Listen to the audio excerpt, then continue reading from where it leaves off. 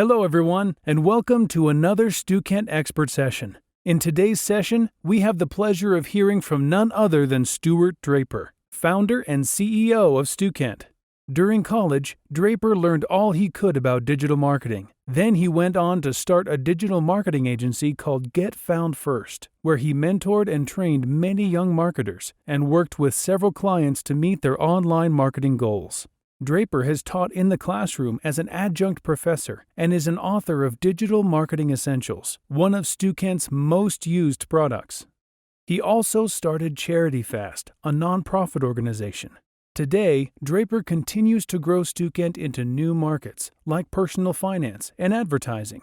Draper has always been an entrepreneur at heart, and we're glad to have him share his 7 things you should do as an entrepreneur in college.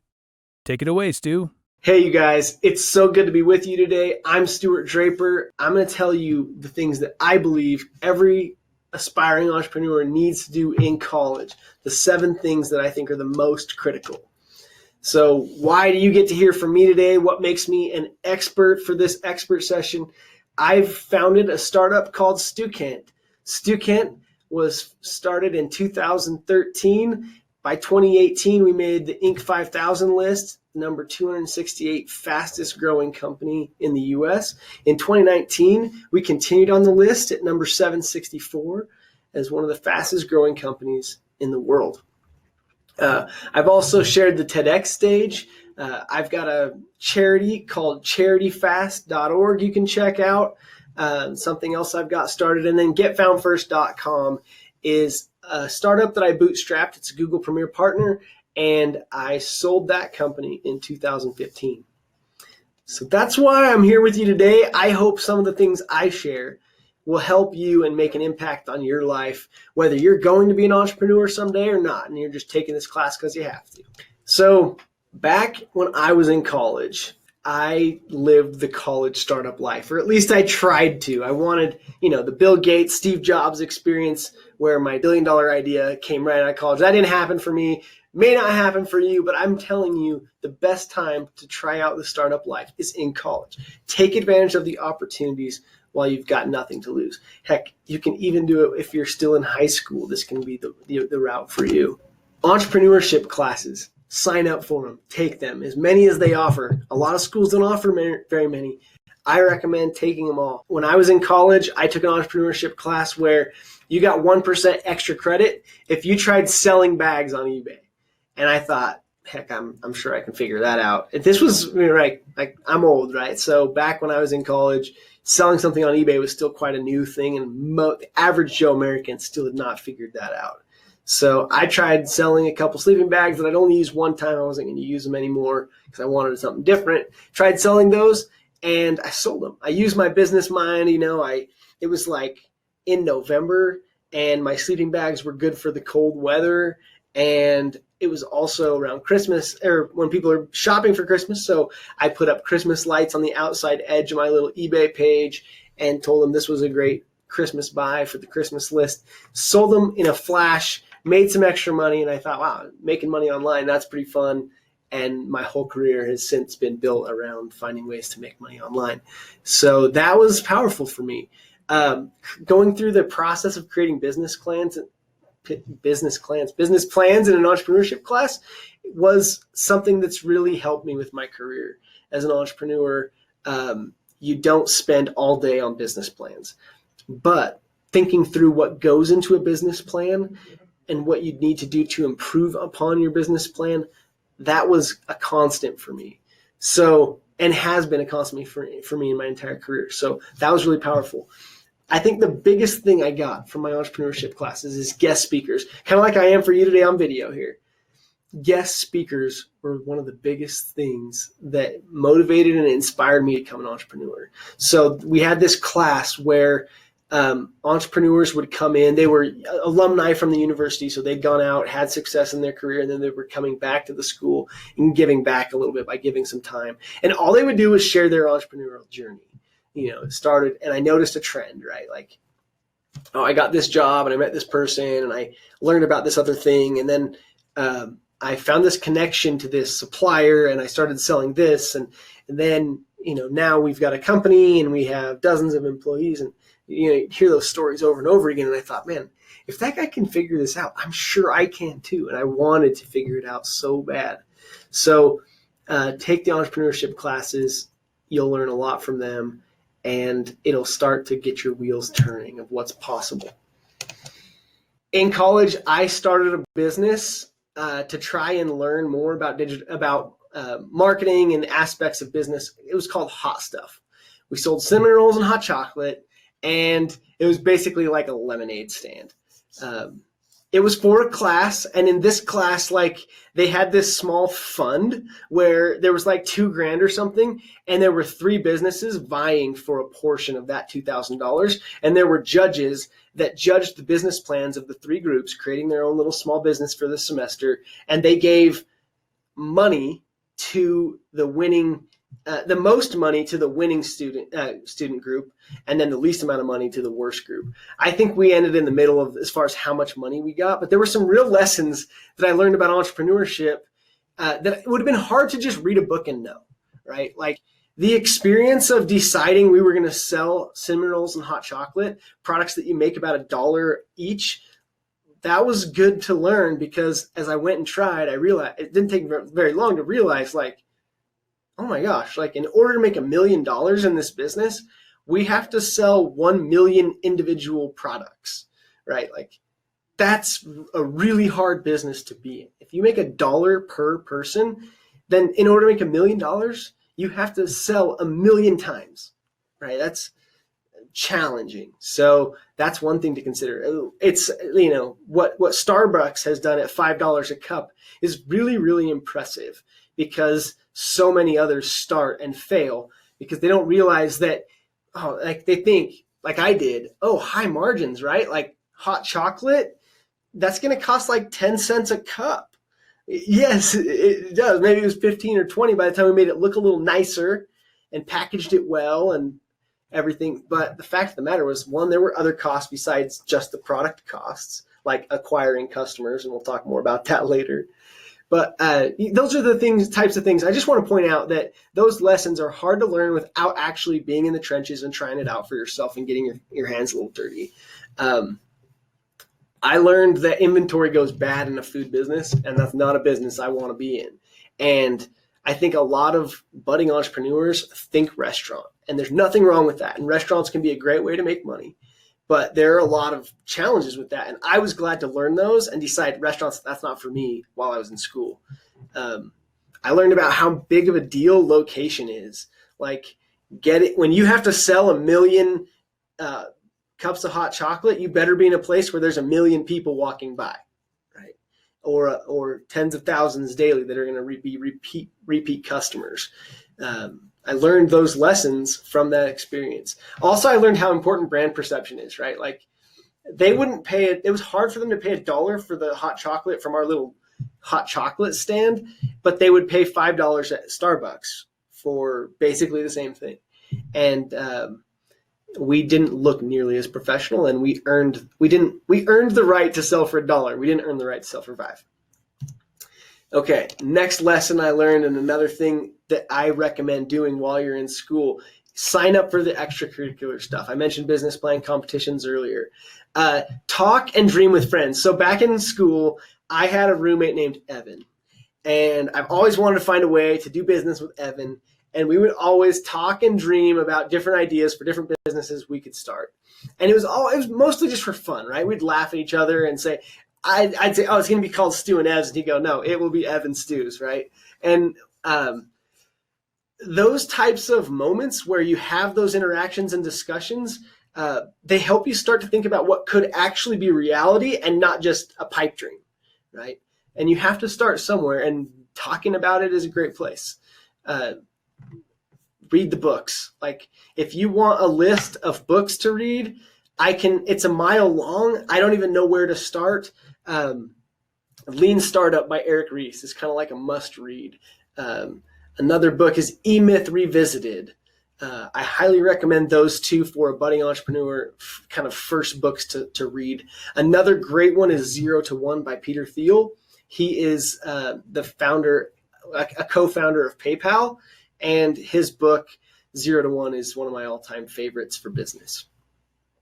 Okay, another one. You guys do this already. You go on social media and you have passions. Like you get on Instagram and you're like, I like, let's say it's volleyball, throwing something random out there. You like volleyball? Great. You're going to go on and you're going to find like the Olympian volleyball players and see what they're sharing on social media, right? So if you're into entrepreneurship, find the entrepreneurs that are succeeding and that are talking about entrepreneurship and follow them, right? Like I go on and I try from time to time on LinkedIn to share the different things that I'm learning about entrepreneurship in my journey as an entrepreneur. Subscribe to the magazines, like same principle applies. You're going on social media and you're finding them there. You like to, when you're going through the airport, you see a magazine that relates to you. You're into fitness. You buy Men's Fitness, right? Or something like that. Go get Inc. magazine. Go get Fast Company. Go get Entrepreneur. Read those magazines. If that's the stuff that you're into, you're going to get so much inspiration from that stuff. And you're like, oh gosh, more reading. I read all day long. I read for class. I have all sorts of things. I don't have time for that. Trust me, if it's truly a passion of yours, you'll find that it's fun. It's not work to get in and read that stuff. Also, extracurricular for budding entrepreneur. Sell something. Whether you try out summer sales or you find someone on campus that you already know has a business they're trying to run, and you say, hey, I want to be an entrepreneur someday. I don't know what idea I'll come up with or what else I'll do, but I'd love to help you and I'll sell. Right? Like there's a lot of power in getting experience selling because sales is the cure-all of any startup. You can fix a lot of problems with sales. If sales is working out, so many other things in your business can get figured out later. But if you're not selling, it won't matter. Got to have the revenues. Like, let's say something's broken, right? Like in our business, we want to improve our simulations, right? We want to continue to reinvest what could be profits into research and development to improve our simulations. Well, in order to do that, we have to bring on more customers and sell the existing product as it is today so we can go make it better, right? And it's just one of those things where if you don't figure out sales, nothing else in the business is going to matter. Do you have to be the salesperson as the entrepreneur? Absolutely not. There are a lot of great entrepreneurs that really aren't that good at sales. They just get good at finding people and getting the right team around them that can go take care of that stuff. You got to network, okay? This one is like, I hear about networking and business things all the time, business classes. They always tell me I should network. I'm going to give you some examples. Right? Like, first and foremost, your instructor is a great person to network with. And you're like, well, why network with my instructor? Like, they have to like me. They have to talk to me because it's a part of the class. Like, why would I network with them? All you need to do is build a relationship of trust with them and do it the best work you can in class. Ask good questions and make yourself known by being engaged with them. Okay?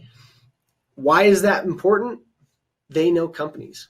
I got my internship from a company where my professor had become friends with the entrepreneur starting this business that hired me for my internship. And that has led to so many other things in my whole career, all because I had networked well with that instructor. And now today, 15 years since I started out, right? Like, the company I've named Stukent is my name Stu and his name Kent, and it plays on the word student, right? But you're networking with your instructors every day by the way you interact with them. It's not like networking at a conference where you meet someone and you try to take them to dinner and try to get to know them so that they'll want to do business with you. It's different than that. This is just about having a friend in your instructor that trusts you enough that when a business owner comes to him and says, hey, do you got any good students? She says, oh yeah, you've got to meet so-and-so for my class. She's really sharp, right? You need to network with the other students in the class. Natural thought is they don't have a job either. They haven't figured life out either. Why do I need them? How can they help me?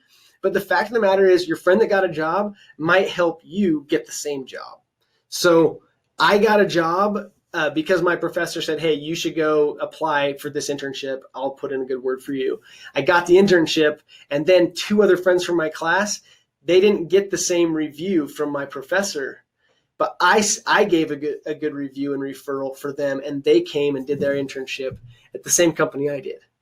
So there's power in that. You might have a classmate that you don't even know very well right now. You know their name. You can think of them. You're probably looking at them in class today, and you're thinking to yourself, I know that person, but I don't know them that well.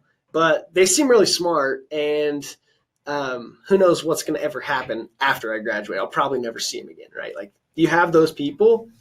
I've had people that I met in college that I sat by in class, but I never hung out with them. I knew them by name. I knew that they, were a good kid, good person. And that was it. Well, they've reached back out to me via LinkedIn, and we've been able to do business together on multiple occasions. Okay, so stay LinkedIn. Take time in class to connect on LinkedIn with your classmates. Not because you need that job tomorrow, but because 10 years from now, one of them might need you or you might need them. Literally a decade down the road. Okay, and as a budding entrepreneur in college, you're trying to figure things out, just start somewhere and do something. For me, that was the Christmas light guys. So for a class, I started a hot stuff thing. I had to do that as a part of a class, which was a cool curriculum, and I really appreciated that course. But aside from that friend Evan I talked about earlier, he and I started a company called the Christmas Light Guys. Really, really creative name for a company that installs Christmas lights in November, right? Like, basically what we did was we grabbed our wives and we got together for a couple's dinner, and we're hanging out. And after we ate, we sat down, and our wives laughed and made fun of us that there was no way we were going to make any money doing this. And we were like, no, like, we're really going to do this. This time it's serious. We're going to start a Christmas light business. And so we did, right? All that was, as far as starting a business, was we made a flyer that said, the Christmas Light Guys. We'll install your Christmas lights. Its prices start at $150 a house. And then it said something like, call 208 yada, yada, yada for your estimate. And that was it. And we were like, what will we say when we go for the estimate? And it was like, we didn't even know what we would say, other than we would bring a notepad and look at the house before we knocked on the door and kind of get an idea for what we thought as far as number of hours it would take and a price per hour we wanted to be able to make. And we made like $8,000. And one thing I learned with those types of startups is you can worry about the legal paperwork later. You don't have to say, oh, I need to talk to an attorney and an accountant and go through all the paperwork first when you're starting a little small business that might not make $1. First, go make a little money, and then go, it's worthwhile to go talk to an accountant and an attorney. By the way, agreements with partners is critical. Over that dinner, we roughly talked about what the partnership would look like. And really, I didn't realize that I was way more passionate about the whole thing than my buddy was. And so it became apparent really quickly that I was going to be putting in a lot more time than he was. And so I felt like I probably should have renegotiated what I paid. But because we had just said 50-50 from the beginning, that's what we went with. So I recommend, if you can, when you can, employ, don't partner. Partnerships, you'll hear all sorts of horror stories about them. They can work out, but when possible, employ, don't partner. Just tell them, hey, we're going to do these jobs, and I'll pay you for every job that you help with. Okay, intern with a promising startup. If your goal is to one day be an entrepreneur, what better way to learn it than watching an entrepreneur in the trenches, day-to-day, grinding, figuring it out for himself. If you can find a funded entrepreneur where investors believed in them enough to give them their money, they're probably a promising startup worth working for. Okay. Doesn't mean that if they don't have funding and they didn't need to raise funding to get off the ground that they're not worth working for. But if you're looking to be an entrepreneur, really good to find an entrepreneur that's succeeding and learn from them and work with them. So in my experience, I went to Yellowstone Hotel Systems and I learned some great lessons there. Like I said earlier, sales is the cure-all for a business. Sales cures everything. You get that right, everything's going to work out. I was helping them sell property management software and digital marketing services. Turned out those two skill sets would help me a lot with the rest of my career. That startup ran out of funding, and it happened right in 2008 during the crash and what has become known as the Great Recession. So investors that had promised the founder they were going to double down and give them more money fell through and said, sorry, we're not going to be able to fund you anymore. So getting laid off sucks. You see, I've noted that here. They literally pulled 16 of us in a room and said, guys, we're really sorry. We know today's payday. We have no way to send you your payment. So you're all free to go home. We don't have a way to pay you today. And we hope to make it up to you and pay you that last 2 weeks worth of work as soon as we can. And I decided as a budding entrepreneur at that time, that I would never put myself in a position where those people that were taking a bet on me and working with me might have to be let go. So I learned the importance of minding my cash flows, making sure that I never took a risk where I didn't have a way to cover the costs, especially those of payroll. And you can't overhire. The guy had overhired by probably 15 employees. You have to be honest with yourself. Here's the fact of the matter. That founder that I worked for wasn't very honest with himself. He started to believe that, if I just keep giving this away, they will pay later.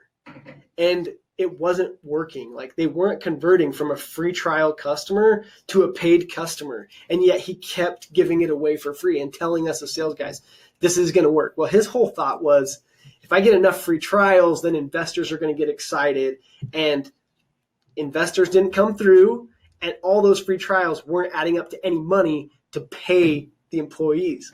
It just wasn't going to work. But I wasn't going to learn that if I hadn't done an internship with a company. Now, sure, you can read books about this stuff, but it's a whole different ballgame once you start giving yourself this kind of experience. And it's really critical. Like, entrepreneurs are total optimists, right? Ever optimist. Always excited, always believing in themselves and in their vision and mission. But you have to learn when to say, this isn't working out. I need to move on, or I need to change things, or this won't work out unless I do this, right? Like, you need to be honest with yourself. Take notes from as many notes as you can, not just from the founder, but from the other employees in the company. So I learned a lot about digital marketing from my professor, and I learned a whole lot more from the other people doing digital marketing at the company I went to work for my internship, right? And that helped me with my next job. So when you're in college, I recommend moonlighting. Moonlighting, right? It's when you work after hours, under the moonlight, right? In the dark, on the side, doing something else. So for me, my brother-in-law's a dentist in Salem, Oregon. He needed to find a way to get more patients. His website kind of wasn't working out for him. I said, hey, at night, I'd like to try doing your digital marketing. I'll do it for free. I'm happy to help you out. It also helps me out because I want to learn more about this stuff. He gave me a shot. He had 3 record-breaking months of new patients. So when all my other friends were looking for another job because they just got laid off, all I had to start doing was looking for other dentists that would let me do their Google ads. And that led to my first startup 6 months out of college. I figured, heck, I'm going to get 10 years under my belt in my career, and then maybe I'll start a business. It happened a lot faster than that for me. And you can't force entrepreneurship, force an idea. It doesn't work that way. But in my case, I had done the right things to be prepared so that when I did get let go, I had something to go to and try. In closing, let me tell you, with careers, one thing leads to another. You need to start making decisions now, because those decisions you're making right now will affect your ability to succeed later. Dallin Oaks, a man I deeply respect, said, "We all know persons who are concerned only with the present. Spend it today, enjoy it today, and take no thought for the future." Our present and our future will be happier if we are always conscious of the future. As we make current decisions, we should always be asking, where will this lead, right? If I eat 3 pizzas a day every day, I'm going to get chubby and fat, right?